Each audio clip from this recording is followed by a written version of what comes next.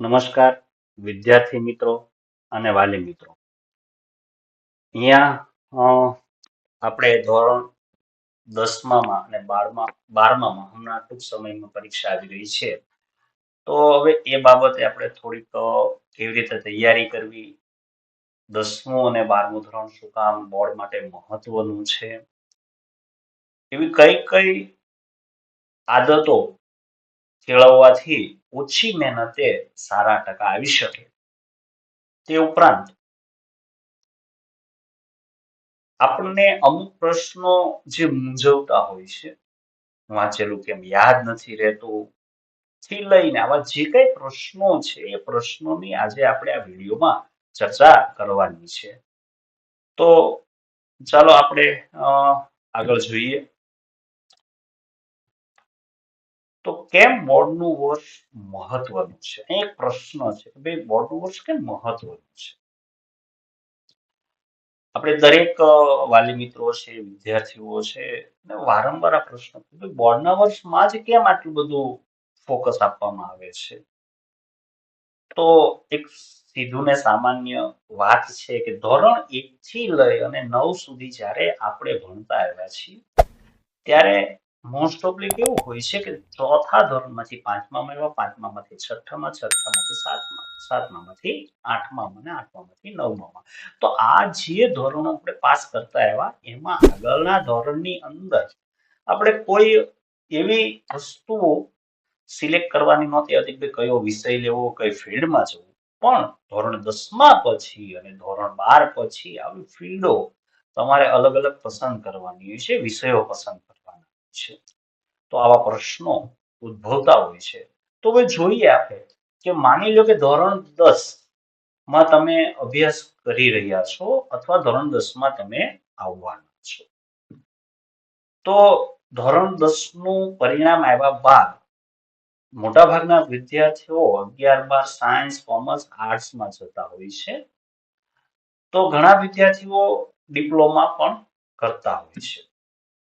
તો ઘણા વિદ્યાર્થીઓ ગવર્મેન્ટની ધોરણ 10 પછીની જે જોબો બહાર પડે છે એમાં એપ્લાય કરતા હોય અને એપ્લાય કર્યા પછી જો નંબર લાગે તો એમાં સર્વિસ પણ કરતા હોય છે. તો ઘણા વિદ્યાર્થીઓમાં ભણવામાં રુચિ ના હોય તો એ પ્રાઇવેટ જોબ પણ કરતા હોય છે. વધારે ધોરણ 10 પછી શું કરી શકાય એનો આ વિડીયોમાં આપણે લેતા નથી, કારણ કે આ વિડીયો આપણો ઓલરેડી તૈયારી કેમ કરવી તે બાબતનો છે, પણ માર્ગદર્શનનો વિડીયો તમને આમાં જ તે પ્લેલિસ્ટમાં જોવા મળશે. ધોરણ 10 પછી શું તેમ.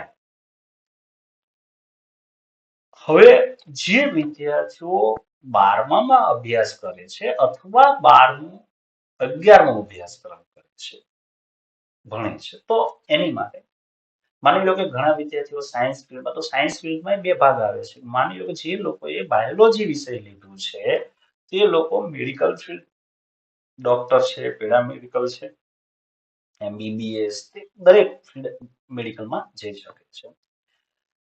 મેથ્સ જે વિદ્યાર્થીઓએ લીધું છે તે વિદ્યાર્થીઓ એન્જિનિયરિંગ લાઈનમાં જઈ શકે છે 12 પછી. કોમર્સની અંદર 12મું પૂરું કર્યા પછી બીકોમ, બીબીએ, બીસીએ, સીએ વગેરે ઘણી ફિલ્ડો છે.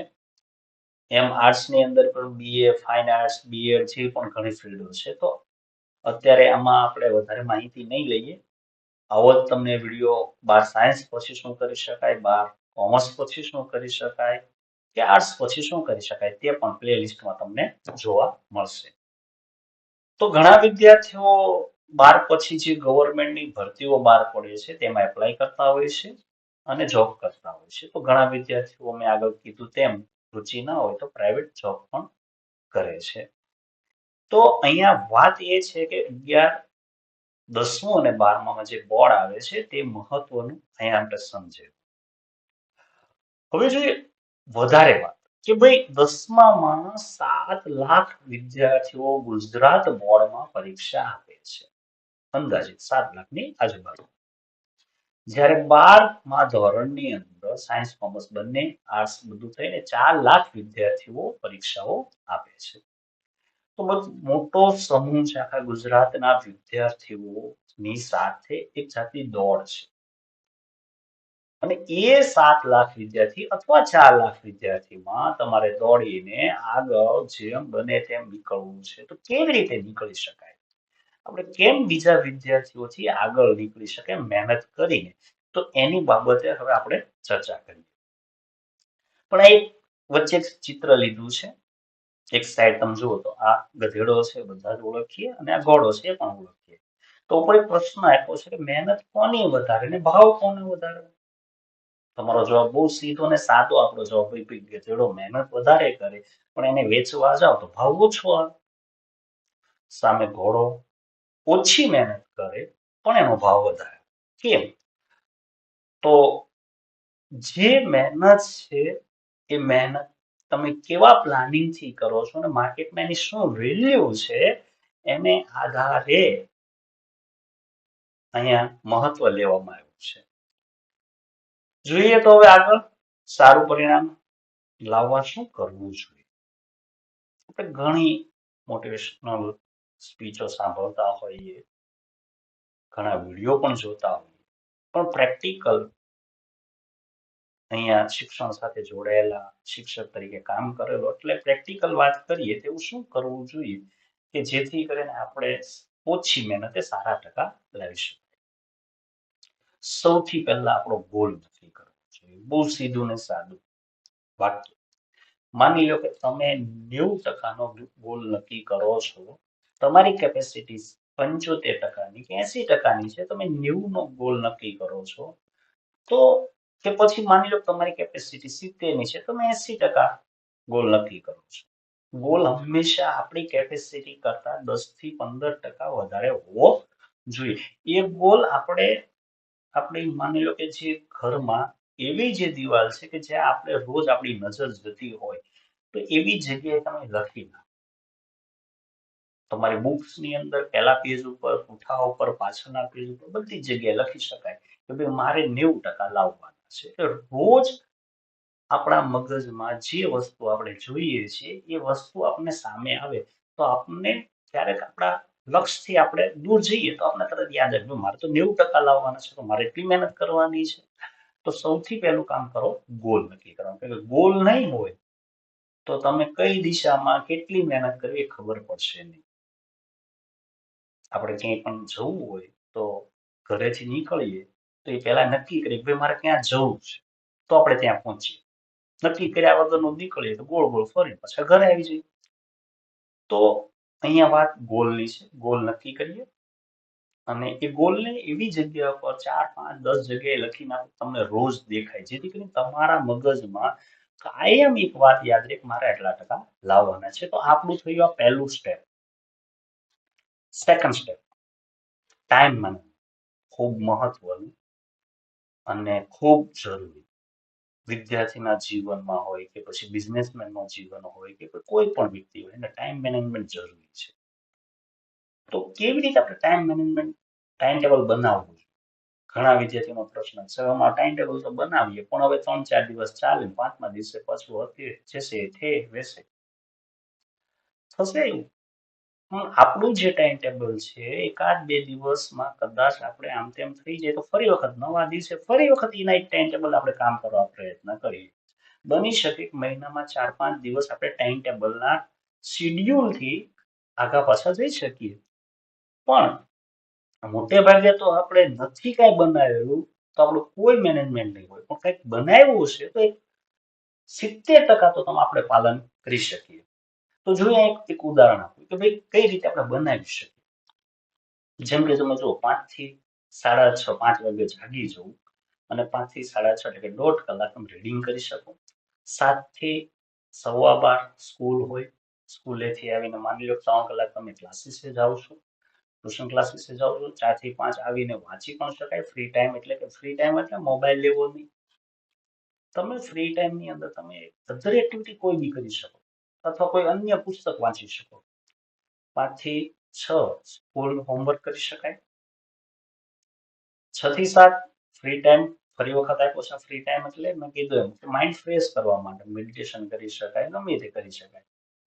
7 થી 8 ક્લાસનો હોમવર્ક કરી શકો. 8 થી 9 ફ્રી ટાઈમ ફરી વખત આપ્યો છે. અને એવી જ રીતે નીચે 9 થી 11 રીડિંગ ટાઈમ.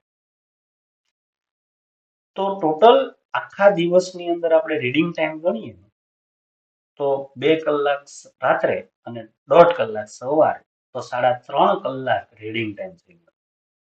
હોમવર્ક આવ્યું, ફ્રી ટાઈમ આવ્યું. ફ્રી ટાઈમની અંદર મેં કીધું તમે એકાદ કલાક વધારે વાંચવાની પણ કરી શકો છો, કારણ કે ઓલરેડી 3 કલાક આપણે ફ્રી ટાઈમ અહીંયા લીધો છે. એમાંથી અનુકૂળતા પ્રમાણે ક્યારેક માની લો કે રાત્રે આપણે કોઈ બહાર જવાનું છે, તો 2 કલાક ફ્રી ટાઈમમાં, 3 કલાક ફ્રી ટાઈમમાં આપણે વાંચી શકાય છે.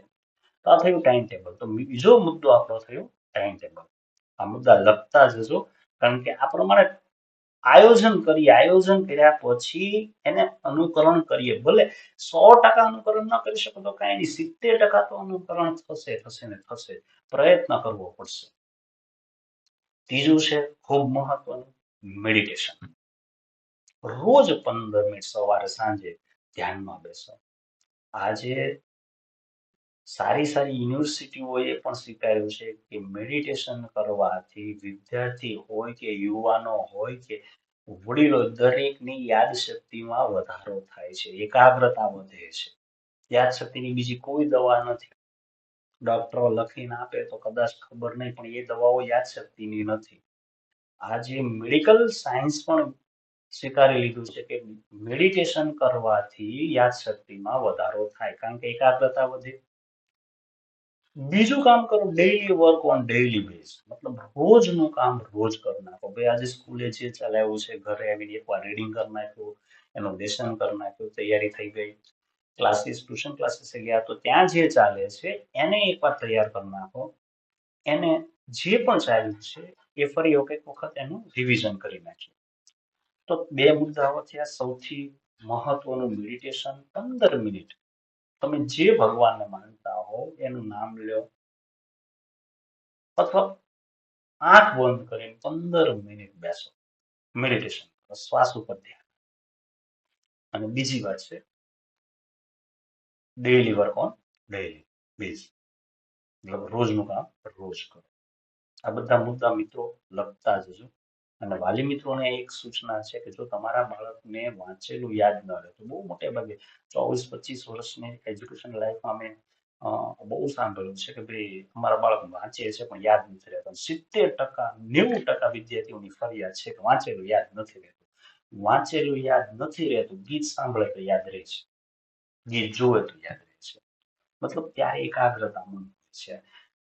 તો મનને એકાગ્ર કરવું હોય તો સૌથી પહેલા આજથી તમારા બાળકોને 15 મિનિટ સવારે ને 15 મિનિટ સાંજે મેડિટેશન કરાવો. આ ત્રીજી વાત થઈ. હવે જોઈએ ચોથી વાત. આ ચોથી વાતમાં 3 મુદ્દા લીધા છે. રીડિંગ, વાંચવું ખૂબ જરૂરી છે.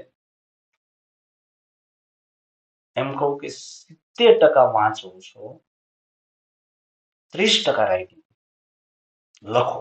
જે વસ્તુ તમને વાંચ્યા પછી યાદ નથી રહેતી તો એને લખીને પ્રેક્ટિસ કરો. ઘણા વિદ્યાર્થી મેં જોયા ગણિત વાંચીને તૈયાર કરે, આંકડાશાસ્ત્ર વાંચીને તૈયાર કરે, એકાઉન્ટ વાંચીને તૈયાર કરે. જે વસ્તુ ગાણિતિક છે એને તમારે લખીને તૈયાર કરવાની છે, વાંચે યાદ નહીં રહે. જોશો તો જોતી વખતે વાંચતી વખતે બધું જ આમ થાય, આમ થાય, આમ થાય, step by step, step by step બધું થાય છે. પણ પરીક્ષામાં જ્યારે લખવા બેસો ત્યારે એમ કાંઈ નહીં થાય, બધું ભૂલાઈ જશે. જે વિષય વાંચવાના છે ને વાંચો, જે વિષય લખવાના છે ને લખો. અને ત્રીજી ને સૌથી મહત્વની એક્ઝામ, પરીક્ષા. તમારો અભ્યાસક્રમ પૂરો થયા બાદ તમારે ચેપ્ટર વાઇઝ એની પરીક્ષાઓ આપવાનો પ્રયત્ન કરો, પાઠ વાઇઝ પરીક્ષા આપવાનો પ્રયત્ન કરો. તદુપરાંત શાળાઓમાંથી, ટ્યુશન ક્લાસીસોમાંથી જે પણ સન્ડે એક્ઝામ લેવાતી હોય, શાળાઓની અંદર વચ્ચે વચ્ચે જે એક્ઝામો લેવાય છે, એકમ કસોટીથી લઈને દરેક કસોટી આપવા પ્રયત્ન કરો. કારણ કે જેટલી પરીક્ષાઓ આપશો એટલી જ પરીક્ષાઓમાં સારા માર્ક આવશે. ડર નીકળી જશે, કેમ લખવું, મેં શું વાંચ્યું છે, હું લખું છું, મને કેટલું યાદ રહેશે, કયા પ્રશ્નો યાદ નથી રહ્યા. તો એક્ઝામ, પરીક્ષાથી ફાયદો છે.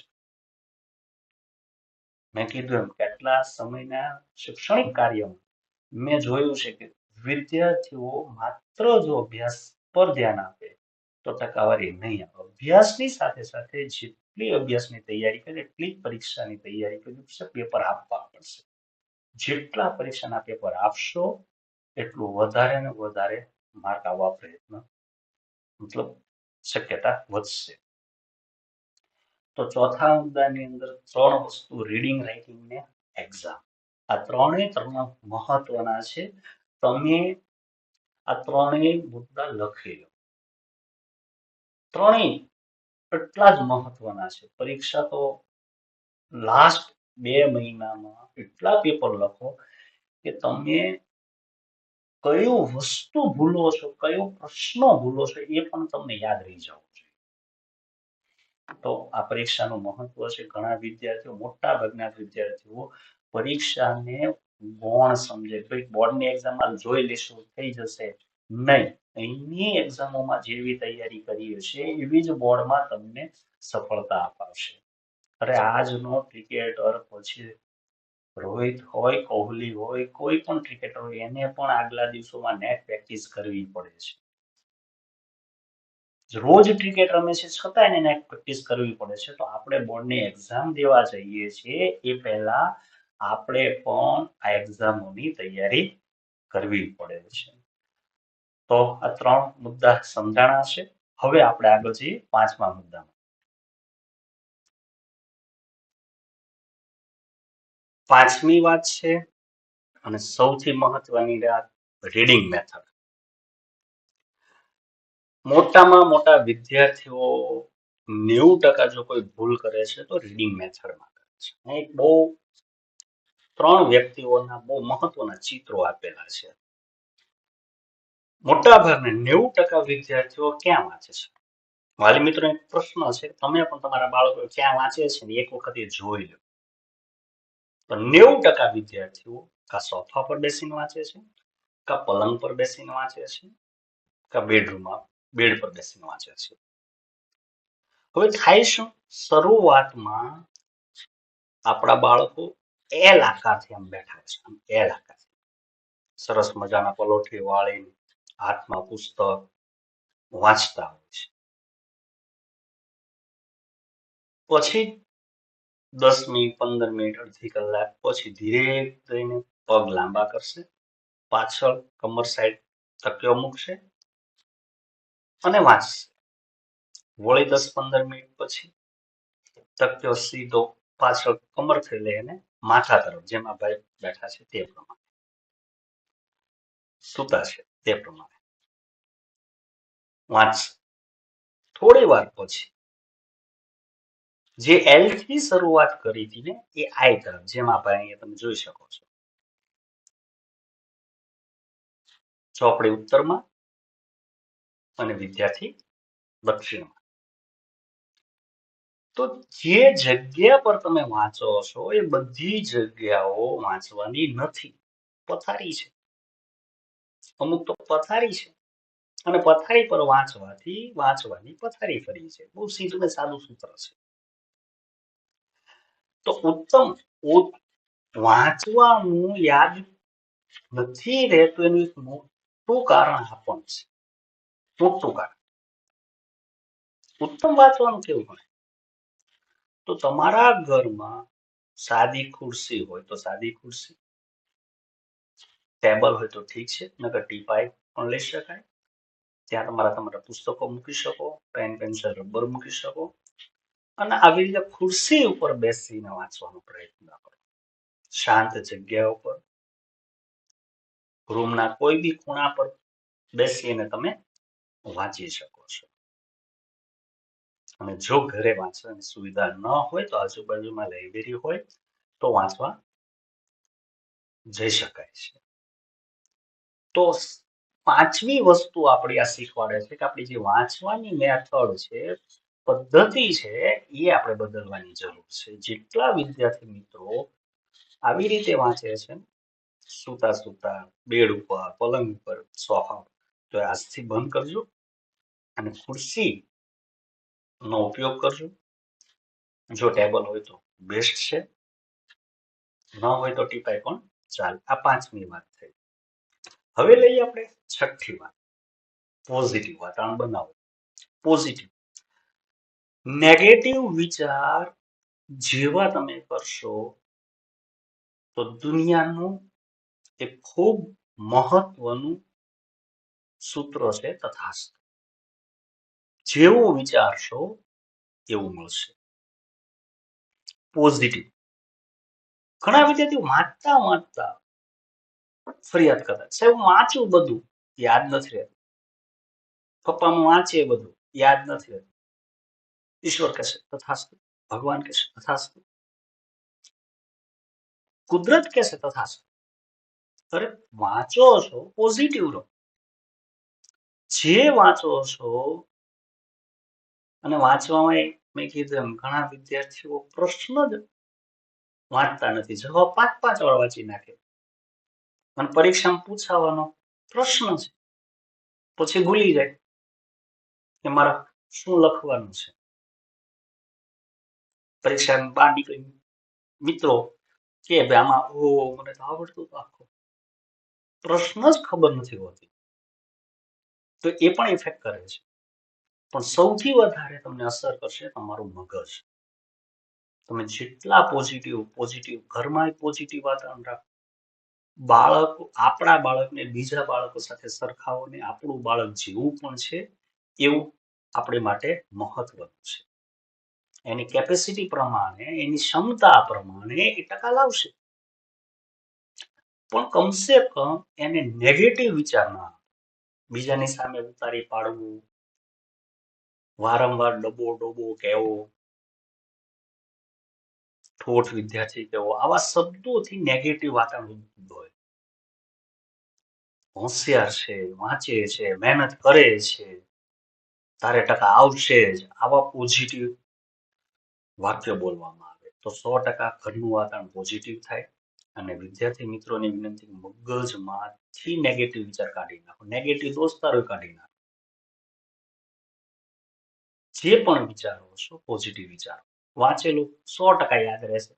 તમે વાંચો, તમારું કામ વાંચવું છે, યાદ રાખવું તમારા મગજનું કામ છે, અને પરીક્ષામાં લખવું તમારા હાથનું કામ છે. તમે ગમે એટલી વાર વિચારશો નથી યાદ રહેતું, શું યાદ રહેવા મળવાનું છે? એની કરતા એવું વિચારો, હું વાંચું છું બધું યાદ રહેશે, હું વાંચું છું બધું યાદ રહેશે, હું વાંચું છું બધું યાદ રહેશે. આઈ એમ અ બેસ્ટ. આવું પોઝિટિવ વાતાવરણ રાખો તો 100% રિઝલ્ટમાં ફરક પડશે. 6ઠ્ઠી વાત આપણી પોઝિટિવ વાતને લઈને હતી. 7મી ડેમેજ ફેક્ટર. બહુ મોટા ડેમેજ ફેક્ટર મેં બતાવ્યા છે. સૌથી પહેલું ડેમેજ ફેક્ટર આપણા મિત્રો. એવા મિત્રો કે જેને ભણવામાં રસ નથી, ઇતર પ્રવૃત્તિમાં રસ છે, તો એવા મિત્રોને આજથી આપણે છોડવા પડશે, અથવા એને સમજાવવું પડશે ભાઈ તું ભણ અથવા મને ભણવા. તો એવા દરેક મિત્રોની સંગાત દુનિયાની અંદર સૌથી વધારે કોઈ ઇફેક્ટ કરતું હોય ને તો મિત્રો. સારાની સંગત સારા પરિણામ આપશે, ખરાબની સંગત ખરાબ પરિણામ આપશે. તો આવા મિત્રોથી દૂર રહો. અને બીજી વાત છે મોબાઈલ. તો ઘણી વખત મેં વિદ્યાર્થીઓ સાથે વાત કરી, લગભગ 200-300 વિદ્યાર્થીઓ સાથે જ્યારે વાત કરતા હોઈએ ત્યારે એમાંથી 95% વિદ્યાર્થીઓ, 99% વિદ્યાર્થીઓ રોજની કલાકથી 2-3 કલાક મોબાઈલમાં બગાડે છે. તો આ મોબાઈલ એટલે એક જાતનું વિદ્યાર્થીઓ માટે ભૂત છે, દુશ્મન છે. એવો દુશ્મન, મીઠો દુશ્મન. બને તો વાલી મિત્રોને વિનંતી, આ પરીક્ષાના 2 થી 3 મહિના દરમિયાન વિદ્યાર્થીઓને મોબાઈલ ન આપવામાં આવે. અથવા કોઈ કામની વસ્તુ માટે આપો છો તો થોડું ધ્યાન રાખો કે એ વસ્તુ જે જોવે છે કે બીજામાં સમય પસાર કરે છે. અને વિદ્યાર્થી મિત્રોની વિનંતી કે આપ ભલે એવું કહો કે મેં 15 મિનિટ માટે જ ફોન લઉં છું, નહીં, એ 15ની અડધી કલાક, 2 કલાક ક્યારે વહી જશે ને ખબર નહીં પડે. તો બીજી વાત, મોબાઈલથી બને એટલા દૂર. ત્રીજી વાત ટીવી, ખાસ કરીને વિદ્યાર્થીનીઓમાં, છોકરીઓમાં સિરિયલો જોવું, છોકરાઓમાં મેચ જોવી, થી લઈને કાર્ટૂન વગેરે વગેરે યુટ્યુબ પર ઘણી વસ્તુ આ બધી ટીવી હમણાં થોડો સમય બંધ રાખો અને વાલી મિત્રોની વિનંતી કે જો જરૂર ન હોય તો ઘરમાં હમણાં ટીવી કનેક્શન બંધ કરી દો. ત્રીજી વાત છે બાઇક, ગાડી. જે વાલી મિત્રો બાળકોને ગાડી આપે છે 100% એને કદાચ દૂર હશે તમે મૂકવા જઈ શકો પણ હમણાં બોર્ડના ટાઈમ દરમિયાન બને ત્યાં સુધી એને બાઇક ના આપો. કારણ કે ઘણી વખત અમે જોયું છે કે થોડા સમય બાકી હોય અને ક્યાંક સ્લીપ મારે અથવા એક્સિડન્ટ થાય તો હાથ પગમાં ફ્રેક્ચર આવે તો જેથી કરીને એના બાળકોની પરીક્ષાઓ બગડતી હોય છે.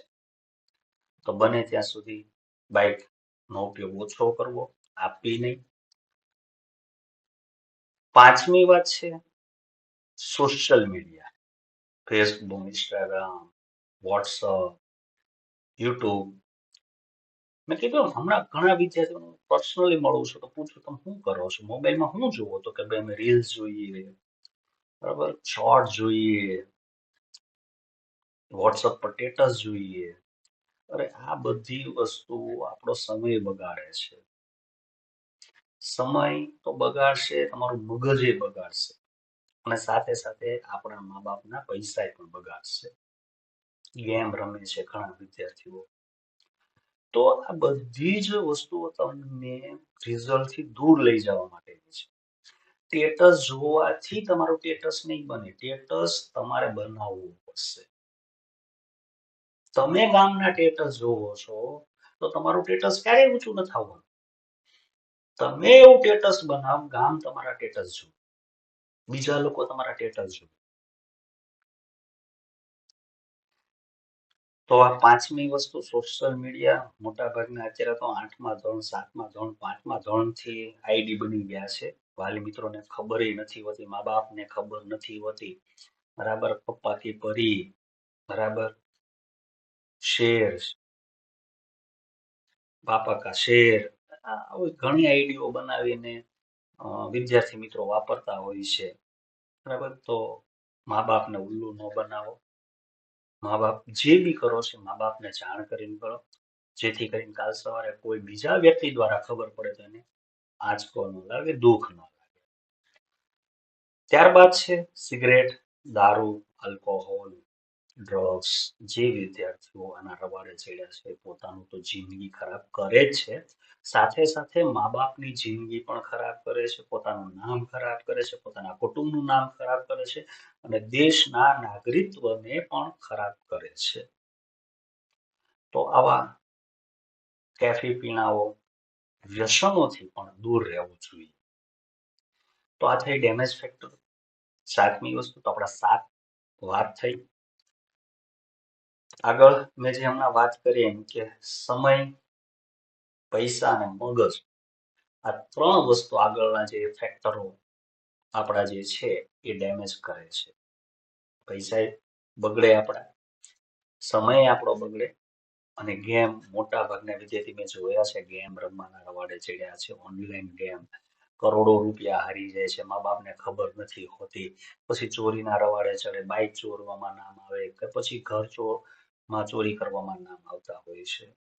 તો થોડુંક ધ્યાન બાળકો પાછળ રાખીને તો આવી વસ્તુઓમાંથી આપણે આપણા બાળકોને બચાવી શકીએ. અને વિદ્યાર્થી મિત્રોની વિનંતી છે કે કોઈ બી કાર્ય કરો, જુગાર એ જુગાર છે, જુગારમાં કેટલું હારશો એ ખબર નહીં પડે અને સંભાવનાનો એક નિયમ છે. હું ઘણી વખત સંભાવના ભણાવતી વખતે બાળકોને સમજાવું કે જુગાર રમવા વાળો ક્યારેય જીતતો નથી. કોણ જીતે? જુગાર રમાડવા વાળો.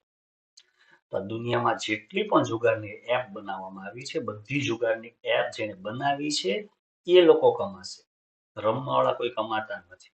મહેરબાની કરી ઓનલાઈન ગેમ રમે છે એ દરેક વિદ્યાર્થીને વિનંતી કે આપ છોડી દેજો, એ દૂષણ છે, બહુ મોટું દૂષણ છે અને છેલ્લે અમે એવા પરિણામ જોયા છે કે ગેમમાં એટલા રૂપિયા રહી જાય છેલ્લે બાળક આત્મહત્યા કરે છે.